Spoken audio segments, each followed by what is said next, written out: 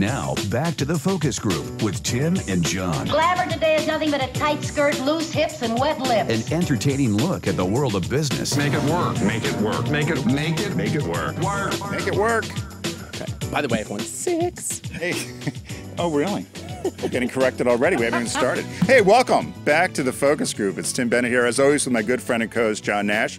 We're all business except when we're not. Be sure to go to focusgroupradio.com and find out all the different platforms we're available through audio or video. Pretty much anywhere that you can get something for free, you'll find us.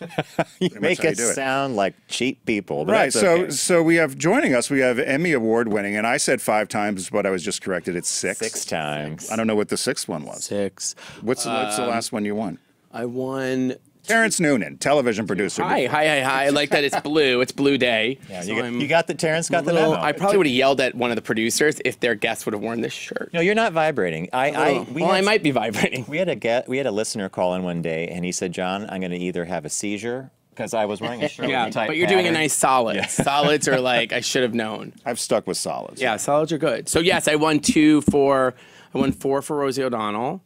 The original Rosie O'Donnell show, and then the TV show. TV show, yeah, the original one, and then I won 2 for Dr. Oz, which I was on the launch team of that. Okay, so I don't know why I was reading it said you won 5. Where did they? It also says I'm like 100, and I'm not. So it's like you can't. You just sort of go. You just sort of go. Oh yeah. So Rosie, Oz, and that's true. I know we're not allowed to talk about talent. But I do want to ask a question because general question. Well, here's what I think.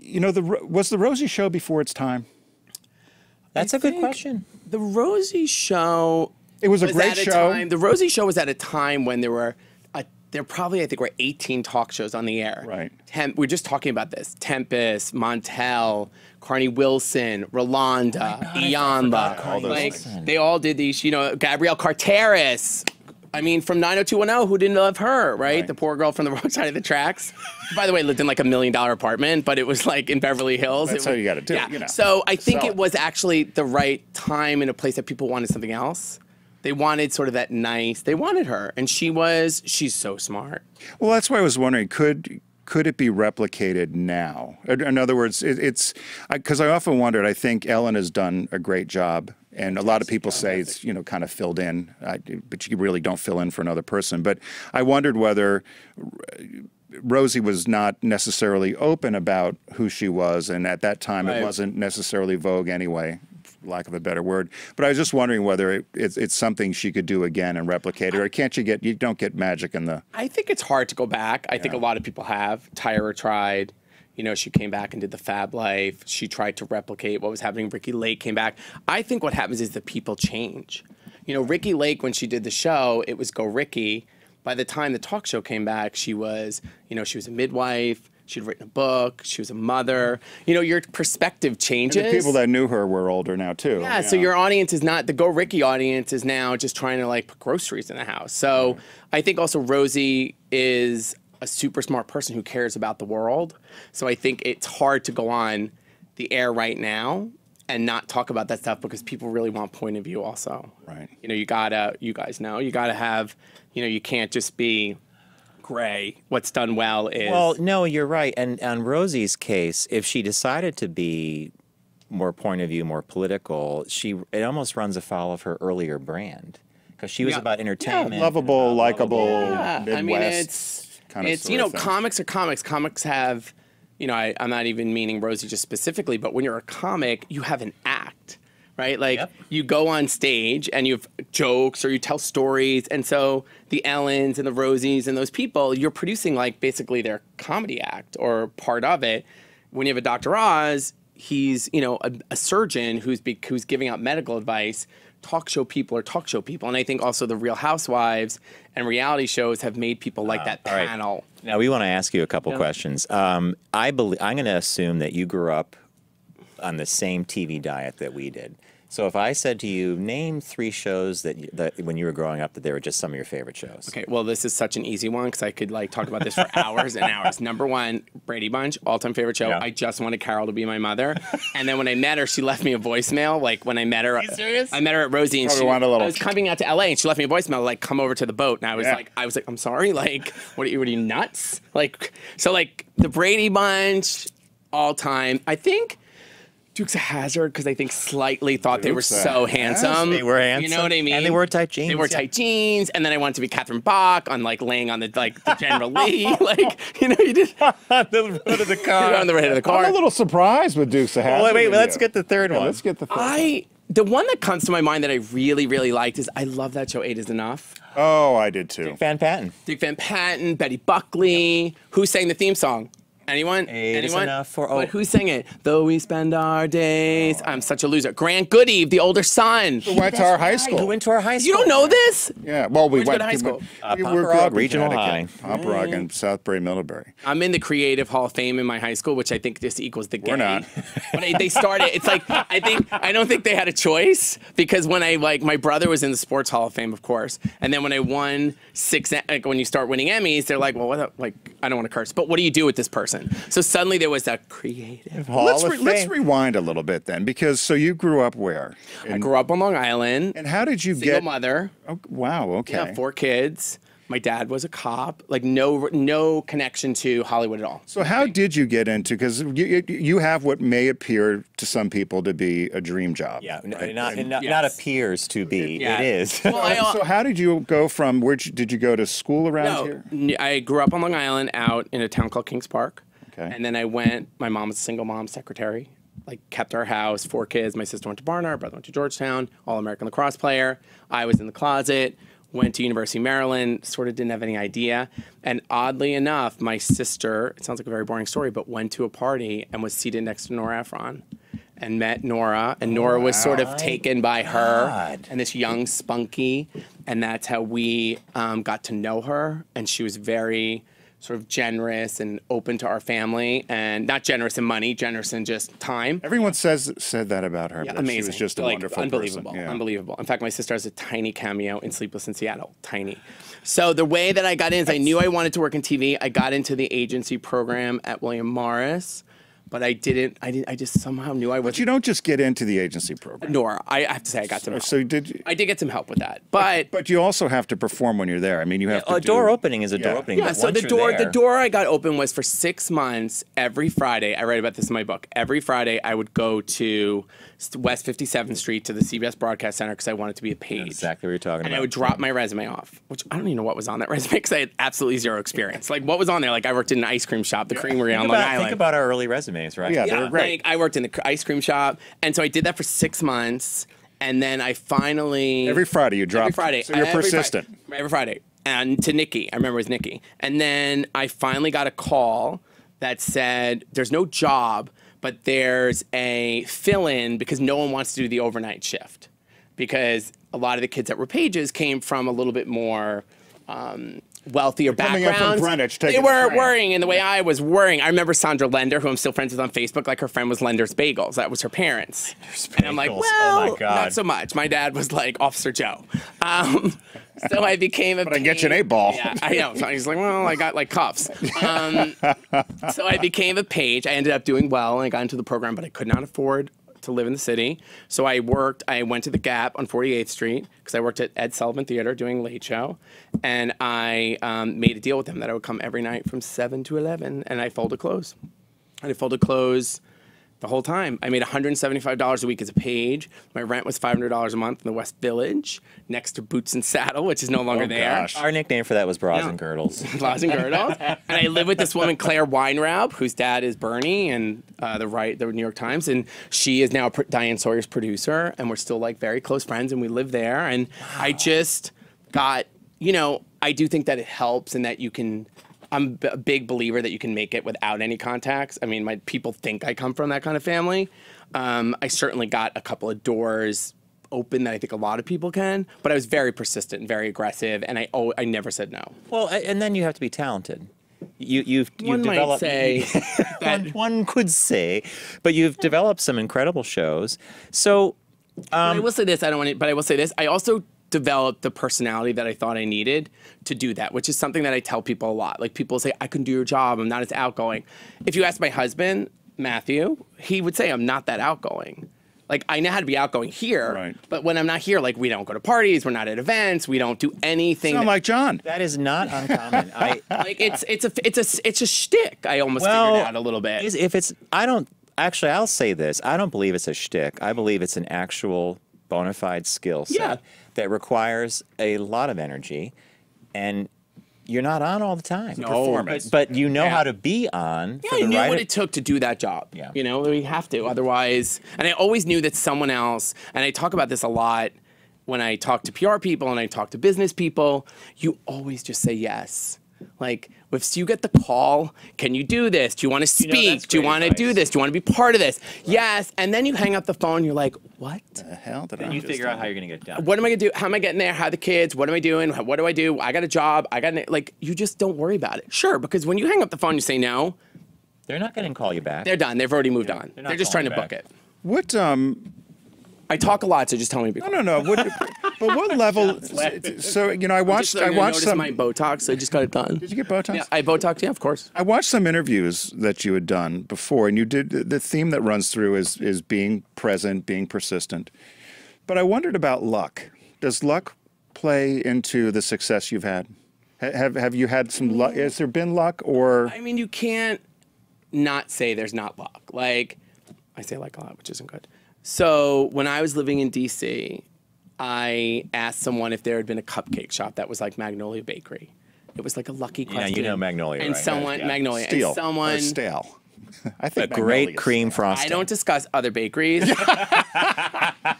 I will not, but I have a few thoughts. But I will not. I will say that I thought Magnolia was overrated. My opinion. Not the frosting. The cupcake itself is garbage, but the frosting. You know, there are some. I'll just say that there are some cupcake companies that they freeze the batter. There's some that don't. Yeah. There's lots of room for all cupcake companies. So you did DC cupcakes. Yeah. So I asked someone, it was their Magnolia type cupcake place, and they said a shop just opened in DC. Two sisters. No, they didn't say two sisters. It just opened. I went online. I looked at the website, and I looked at About just because I'm interested, and it said we're two sisters. We opened a bakery. Called the shop, left a message. We met at the wrong Starbucks. We each went to different Starbucks, got together, and I said, I will work with you. I did their PR and marketing for a year, had never done PR and marketing, just did it, came together, shot video on a camera, and we sold a show to TLC. They have 7 shops, 3 cookbooks. Wow. They have a product line at Williams-Sonoma. That was people doing hard work. They would do anything, still would, anything I ever asked them. Did they believe you when you came to them? So you just came to them and said, hey, I want to do a show. You know what? I think they did. They didn't really know better. They're very smart sisters. I think I did have a bit of a track record because I had come from doing some big shows, but I didn't ask them for any money.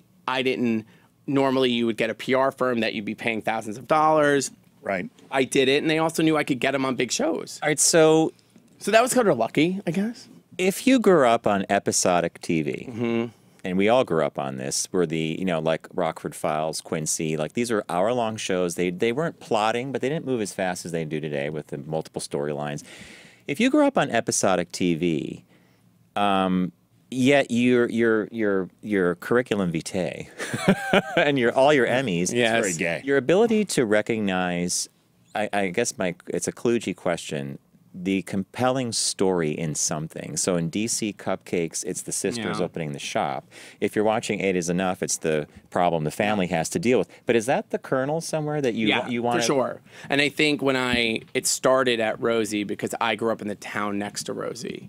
And so while everybody was interested in producing all the celebrities, I actually probably at the time was too, I didn't have enough self-esteem as a gay person who just came out to think I could be around these people and I sort of deserved a seat at the table. So I did better with her high school prom date, her teacher, the Baskin Robbins that she worked at. Right. So it wasn't just that. I also knew that. I knew which one. I knew the ice rink, the Superior ice rink on Indian Head Road that she got in fights at. I knew that. I'd been there. I'd gone there on Friday nights. She got in fights. You know what I mean? I would go to that one. I knew the Baskin Robbins she worked at across from the bar. I worked at Baskin Robbins. I worked at the factory. I made the ice cream that she was scooping. Oh, yeah, she was. That's a whole different story. She was God knows what went on there. We used to steal ice cream out of the back of the ice cream shop I worked at and put it in the back of our cars. So, anyway, I think I'm much more fascinated by real people than I am celebrities. And part of that is I came from a family of a single mother. Like, there was stuff, there were issues. I had 52. I still do. I have 52 first cousins. Like, oh my goodness, crap, you know that's what a lot like, of first cousins. There's just, I just love. Like, if I go to a party, I'll talk to the waiter. I'll talk to. I love. You know, my husband literally wants to kill me. He's like, just don't speak to anyone. This is you're just describing my other half. Yeah. Bob is like, for us to leave someplace. Well, John doesn't know how to say goodbye. Bob sets a time 30 minutes ahead of the departure. You're not Irish, right? I'm part Irish. Well, because Irish people just leave. Like, that's what we do. The Irish goodbye is you're just like, either it's a lot or it's a disappearing act, because you're like, when you're wasted, which I don't drink, but people that do, you just goodbye. Like, you're like, what happened? No, I like actually long goodbyes. So authenticity would be the theme then, huge. Right? So what happens to individuals or shows that launch as authentic and you love their stories and they're on the air for a while and they're no longer that initial thing? They're now aware of themselves. Or reality show. Right. They're now aware of who they are. They have cookbooks. They're known. Does that subtly shift the show? I mean, it's just a curiosity. Yeah, no. I've always said, for at least stuff that I'm interested in and shows that people ask me about, is that you have to stick to the thing that got you there in the first place. The one who brought you the dance. Don't forget the I've girl that always brought you said to to the dance. Cupcake Girls, are you in the shop making cupcakes? All these years later, are you showing up? When I ask them to do things, I'll suggest them for things, or people ask me whether it's the smallest thing to the biggest thing, they just do it. They know that they have to continue to do. I've watched when shows started getting big, like cable started taking off with the makeovers and the home improvement, and all of a sudden it went from they needed 1,000 experts and everybody was an expert. Like everybody should have a show.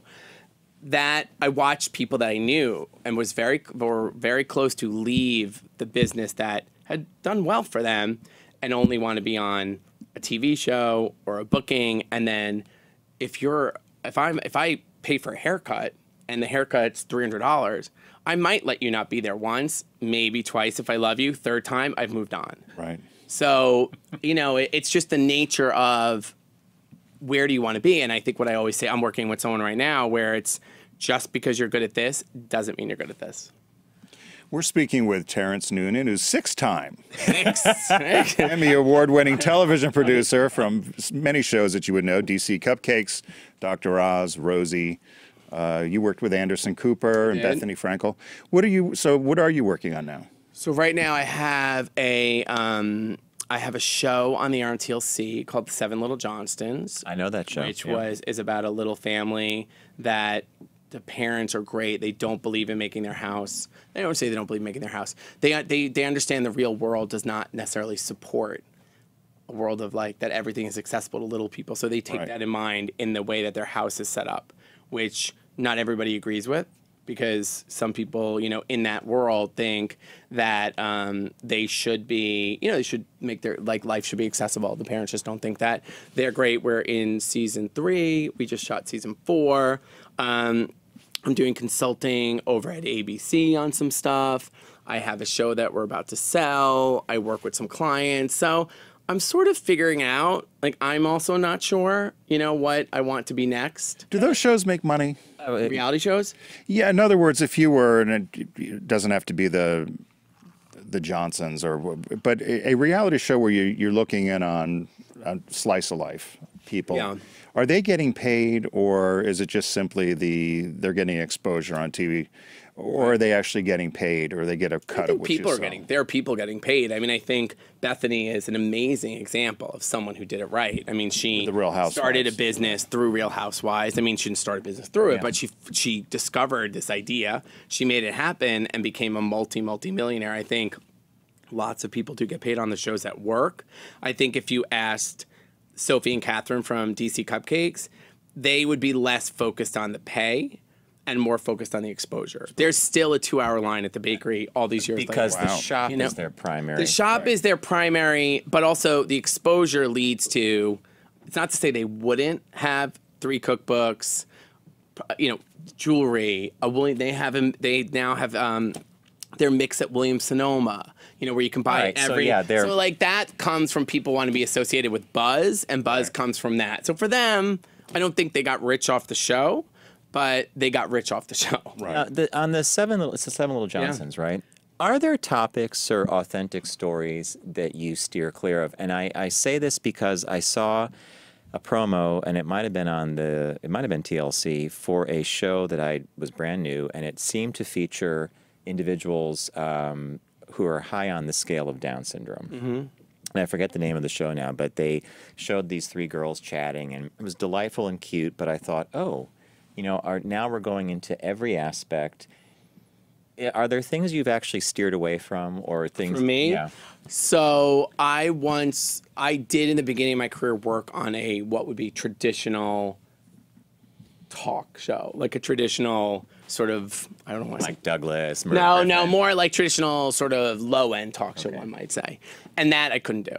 I remember what happened. I remember doing the show, and then after the show, this young woman said to me, "I trusted you," and that night I quit, and I thought that I couldn't do because I think I also could connect to that because I had enough stuff in my own life. Like, I had enough. I had a single mother who struggled. Like, I couldn't exploit one. Right. I mean, that just felt like, so always that. And then I'm really drawn to characters.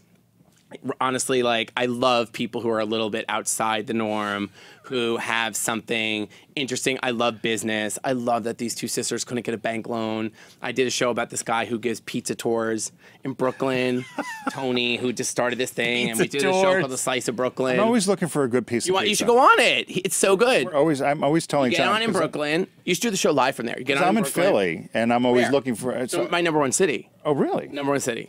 So I used to live right down off of South Street in Queen Village. I moved out to the suburbs now. Well, no, before that you were on Chestnut Street was Queens Village? I was in Queen Village most of the time, and 9th and Pine. My sister lives on 24th and Pine. She's up around Fiddler Square. She lives right off the square. Right. And then my nieces went to Philadelphia school. Oh, great. It's a beautiful city. It's my number one city. I love Philly.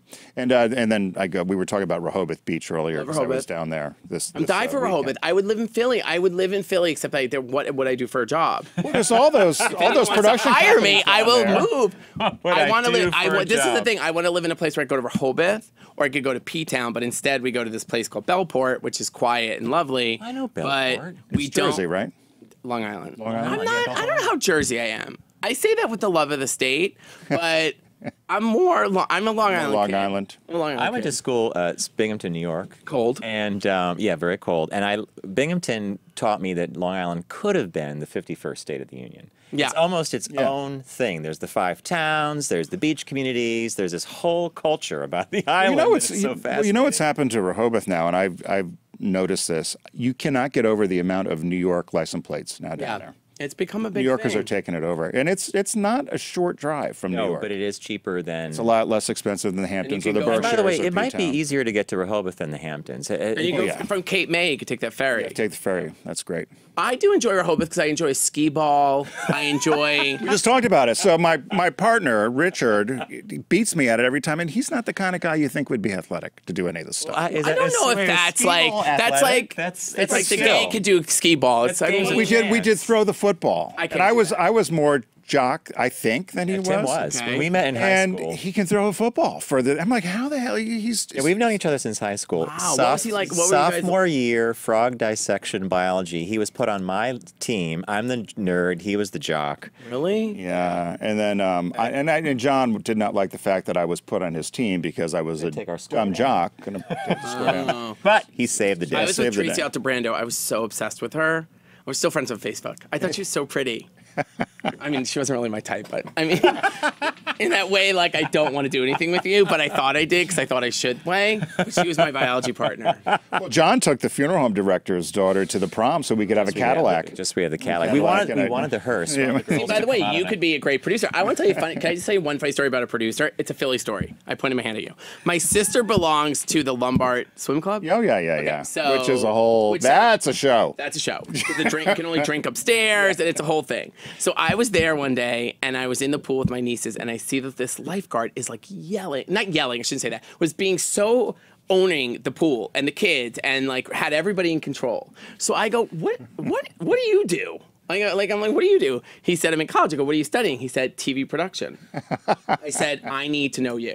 He is now like one of the bigger producers at Dr. Oz. You're kidding me. I need to know you. I got him. We got him in there. He was maybe an intern, PA, AP, producer. Just got engaged, and I spotted him in the lifeguard chair. That's funny. And not in a dad way. No, I know what you mean. But like, I just was like, God, if you can do that. Well, that's the thing about that pool is people bring their kids there like it's daycare, and it's Yeah. not. And they get very irritated, the people that don't have kids. Just drop them off. Yeah. Oh, it's just the kids are running all over the place. It's a 5-year zoo. waiting list. It's Yeah, a whole it's a whole thing. big. I know.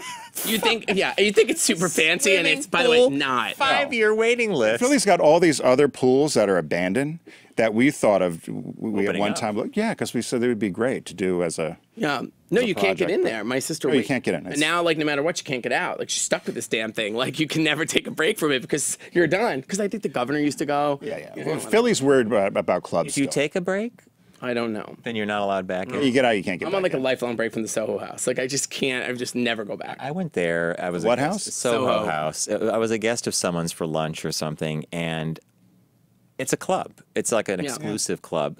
Well, I take the air quotes off exclusive. It's just a club because it has members. They want. It's like the boathouses in Philly, where No, your boathouses are a little more democratic than this. This is like you have to send in a headshot. Do you know what I mean? Yeah, I don't know if the boathouse you do. I'm just saying, like, that's a great I mean, line. You gotta send in a headshot. You know what I mean? It's like that person's really great. Oh. No, that's not Do Soho we want House. them by the pool? That's not Soho House material. Do I want that by the pool? Okay, before we let you go, Yes. what do you see on TV currently that are some of your favorite things? Yeah. My favorite things. Well, for reality. Like okay, scripted- reality. let's say- scripted. I'm like obsessed with House of Cards. I'm obsessed with like crime. Have you watched The Handmaid's Tale yet? I haven't. That's on my next. I'm watching. just I'm put it on watching my- The Keepers on Netflix about someone the mentioned this. the two real women who became they're like grandma private eyes. And Yes. it was the whole church incident down there. oh, that's in Philly. Yes. LaSalle, right? With No, the nun. Is this that the one's one in with the nun? This one is in Baltimore. Yeah, wasn't she in Baltimore? I thought it was Philly. Oh, well, what do I know? This is supposed Maybe. to be. No, I have this on my Netflix queue So, as well. and then I like, I think I'm still obsessed with the fact that I do think like people, you can take something you have, any business, and you can really. I love watching people use the power of the platform. So I think I love, like, I do, of course, watch House Hunters every single night. It's the one show my husband and I watch together, even though we know it's so House ridiculous. I know, it's Hunters, okay. ridiculous. And they're like, I love the house, but that paint color. Yeah. And you're like, well, you paint it. Like, it's just like the yelling of House By Hunters. the way, when we bought our upstate house, Oh, yeah, that sounds real startling. I am not. My upstate house. Sorry for you. We got a farm. Things too. things are hard over here. We looked at 25 houses. I don't see a house. I see everybody's objects in there. I don't see you I don't see the do? bones. So He's one of those. I don't like the paint color. yeah, Probably. exactly. So house, really? I'd be on House Hunters. Bob I'd be created like, a home. Yeah, he created I saw a my home. house in a picture. It wasn't for sale, and my agent sent me the picture. My agent, not my agent. My house agent sent me a picture and said, "Is this the kind of house you're looking for?" And I said, "That's the house." And he said, "It's not for sale." And I was like, No, that's the "Well," house. And then we bought the house. That happens. And I didn't look at anything. I didn't know there were no closets. I didn't know that the floors weren't real wood. Ask my husband. Gosh. We went in. and that they were- would never have flown in our no household. wood floors. They were Is it in New York City? no, it's Long on Island? Long Island in this little place called Bellport where we go. Yeah, we that's in love where Bellport. Charlie Rose is there and Isabella Rossellini is there. So, and me. That sounds glamorous. Too. So Picking on shows. John. Charlie John, Rose you is wanna a come tall over? guy. Tall guy. Yeah, really nice. I saw him in front of the brasserie one time, and I must have I was smiling because I recognized him. And as we got closer, he nods and smiles and waves. I thought I should have stopped and go, Charlie. Talk about longevity, right? I mean, Totally. He's love like, we were Charlie just Rose. talking about this. He's more famous, like not more famous, but he has more jobs now than he he did has when he was ever younger. had. Yeah. So I just want to go back to your question. I love The Prophet. I love things where people are like trying to they have a chance at something. I like Shark Tank. Shark Tank, because if you have a great business and you're smart and you just don't give up, like I just really believe that. I do think there's luck, but I think ambitious people. So the theme that runs through this is that you really do like to expose an authentic individual who has the energy, who has the drive, and given this platform, they make something out of it. They become bigger. They And become by the more way, for known. people, like watch all the shows. Where do you think all the reality shows come out of shows? Anybody could watch a show and then see a story and then go, wait, maybe that's a show. Call them, You know, I mean, it's not, it sounds complicated, but it actually isn't that complicated to be, if you're interested in production and stories. If you watch Good Morning America or you watch Today's Show, they're doing little 5-minute stories on a ton of great topics. They are actually. And and you have to go, wait, is that a show? Like, could that be a show? So I really love stuff like that. And I really am drawn to business because I think the idea that someone can take an idea and use a medium, whether it's, you know, Instagram and YouTube and regular TV, and it doesn't cost.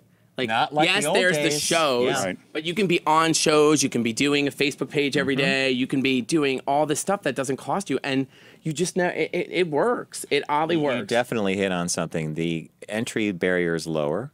The cost of access is low. We're living in a kind of a golden age. I mean, it's everybody can be their own star. So you just start a YouTube page. You have to be creative. You have to be consistent. Yeah. I think people want, you can't say, I'm going to put up a video any day I want. This, you got every day at 1 o'clock, here we are. You have to train. It's a different training because sort of to your point about TV, when I would watch TV and even when I go home, I turn on CNN or I turn on Bravo and it's just in the background. Yes. You don't turn on your laptop like that. Right. So you don't. That's an engagement. You don't turn on. Yeah. You need to be trained to go to Netflix. You've been trained now that there's something interesting on Netflix or Hulu that you go to. Someone so rang the you bell. have to train I got the people cheese. about that. Yeah. One final. Is there something you thought you could sell or you wanted to sell and you just couldn't sell it? And God, I mean, really, like 100 things. Right, but is there one? And so, do you think what was eventually? The most surprising, maybe. Well, or something. I had that something you thought, just like I had a great idea. I can't believe. I did have a great. I have a great. It's funny because my husband just signed with an agent for his book, and I was trying to like explain to him how hard it is. Like before he went through this process, I almost wanted the book to be terrible, so I could just be like, don't even like, don't do this. What's the book about? He wrote a book about he was a public defender in the Bronx. He's very handsome. Wow. And they would call him Captain America because he looks like Daniel Craig. That is hysterical. And so but the book is about being a public defender in the Bronx. It's sort of like Law and Order in the Bronx. Right. And he met, and it's based on a true story of this little girl who murdered her mother's boyfriend, and sort of how it unfolded. And she wouldn't speak, and it's called Silent Defense, and it's really powerful. I wanted it to be terrible. So I could just say, please don't do this. Right. Like, don't hurt yourself. You're not going to get an agent. You're not going to Yeah, like, go away. Like, self-publish it. I told you. But instead, I was like, damn, it's good. So I got so he's been doing it on his own. And he's done a great job. And he got a big agent, and he's working on the stuff. And I'm like, hopefully he'll be my sugar daddy, and I won't have to work anymore. And yes, I'll be shopping. And Captain America will save the day. I don't want to say exactly what it was, but I found these 4 sisters in business. I'm shocked it didn't work. Really? It didn't get sold. I'm shocked. Like, you know, diverse, sisters, business, really kind of on trend. I'm surprised that didn't get sold. I thought it was, I thought that it really was that. I just thought like based on what's out there. But I think it's figuring out what's next. I think one thing for people, wherever you're trying to get exposure is, we kind of get in a cocoon. I did this for a long time. And we sit and go, I have a great idea. I have a great idea. Even for you guys, like when you're doing a radio show. Yeah. But you kind of got to hear what people want, right? Yes. Like, yes. Find out, like, you can, like, watch the landscape, see what's coming. You get in this idea of, like, your great show, and then you bring it out, and you're like, okay, well, now that got killed. So you can kind of figure out what's coming a little bit. I know it's not simple, but hear, ask around. I mean, you can listen. The same woman, Nikki, who worked at the security desk when I was there, is still there when I was the executive producer of shows. And I went from being the kid that dropped off the resume to the page who held Joan Rivers' Little Crackles to being the executive producer, still there. And so I think, you know, when it comes to those things, and when it comes to figuring out what you have to offer and what will work and what won't, sometimes it's personal and you just think it's great, and it's just the market won't hold for it. We wonder about that with LGBT, which is a whole different topic, but maybe we'll have you on again. Yeah, like like Logo, I think went through a time where like they didn't want gay shows. Yeah. And actually, did I miss no? That's perfect because did I miss something? It's so flummoxing that you're like, how can that be? Anyway, Terence, I want to thank you for stopping by today. Terence Noonan has been our guest. He's an award-winning TV producer. 6 times. 6 times. 6, maybe 7 by the time I leave here. Those Emmys are like big. We don't. They're all in storage. And we have one at our house that people think is a fake award because we don't tell anybody. So they go, why do you have a fake award? No, it's next to the cookbook. So it keeps the cookbooks up. See what I... Like, it's awards are that? People go, why do you have a fake trophy? And we're like, it's that thing holding up the... it holds up our Betty Crocker book. It's our socks. Oh, you oh my God, there's presents? Yeah, well, that's our thing. We've given over 15,000 pairs of socks away. So there's a pair for you and a pair for your husband. There you go. Focus Group Radio socks. We'll wear these and have fun. Hey, Terence Noonan has been our guest. We want to thank him and thank you for joining us. We're going to take a really quick break. When we come back, we have a quick shop talk on the biggest mistake most people make in interviewing, so stay with us.